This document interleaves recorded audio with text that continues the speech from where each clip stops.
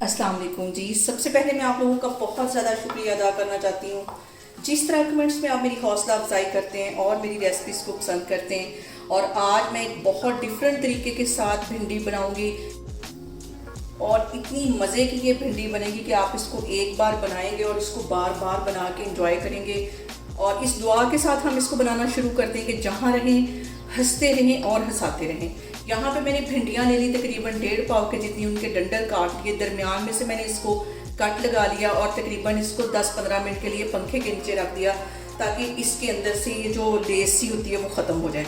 और यहाँ पे मैंने भिंडियों के अंदर डाल दिया 1 टीस्पून भर के सूखा धनिया, 1 टीस्पून इसमें मैं डाल दूँगी गरम मसाला, आधा टीस्पून इसमें मैं डाल दूँगी कुटी हुई रेड मिर्च और इसके साथ ही 1 टेबलस्पून भर के इसमें मैं डाल दूँगी बेसन का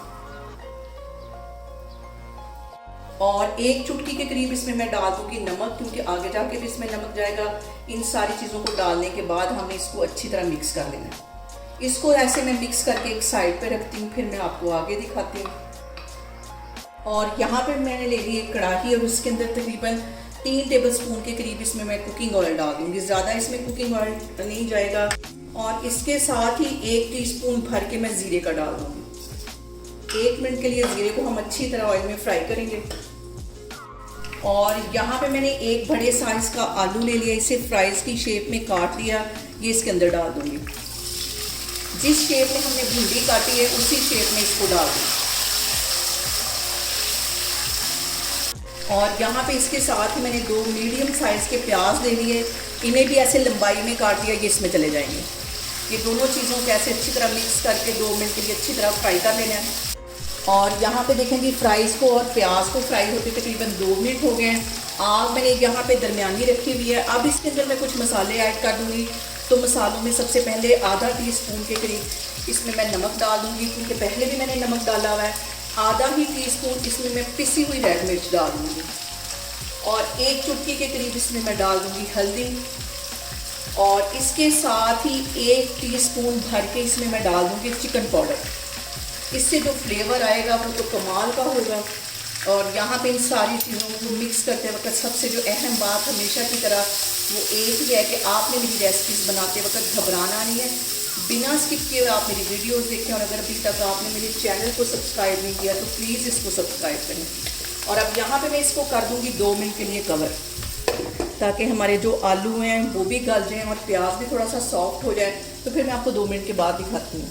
और यहाँ पे देखें जी, आलू को और प्याज को कवर करके रखे हुए मुझे तकरीबन 4 से 5 मिनट हो गए हैं।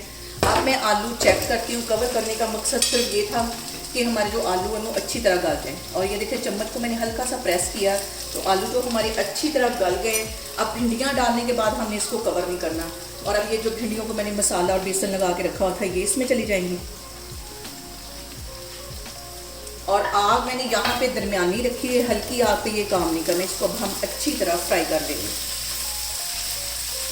बहुत ही टेस्टी, बहुत मज़े की हमारी आज की ये भिंडियाँ बनने वाली हैं और मुझे उम्मीद है कि आप इस रेसिपी को लाजमी ट्राई करेंगे। और इस पॉइंट पे आके तकरीबन 2 साबुत मैं रेड वाली मिर्चें डाल दूँगी। और अब इसके साथ ही आधा टीस्पून के करीब इसमें गरम मसाला डाल दूँगी मैं। और यहाँ पे हमारा जो काम है वो सिर्फ भिंडियों को फ्राई करना है।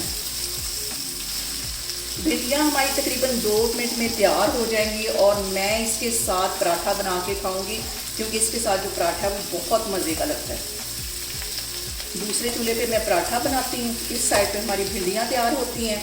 तो फिर मैं आपको डिश आउट करके दिखाती हूँ। और यहाँ पे देखिए जी, कैमरा में आपको नज़दीक करके दिखाती हूँ कि कितना खूबसूरत कलर आया है हमारा भिंडियों का। और टेस्ट इसका कहीं मज़े का। दूसरी साइड पे मेरा पराठा तैयार हो रहा है और यहाँ पे देखिए जी, मेरा पराठा भी साथ तैयार हो रहा है और आपके मुंह में यकीनन पानी आ रहा होगा।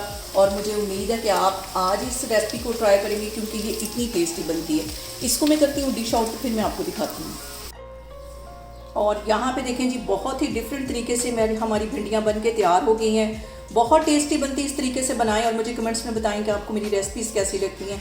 और मेरी वीडियोस को ज़्यादा से ज़्यादा शेयर करें और मुझे सब्सक्राइब करें और अपना बहुत सारा ख्याल रखें। इंशाल्लाह ताला मैं एक और वीडियो में आपके सामने आऊँगी। अल्लाह हाफिज़।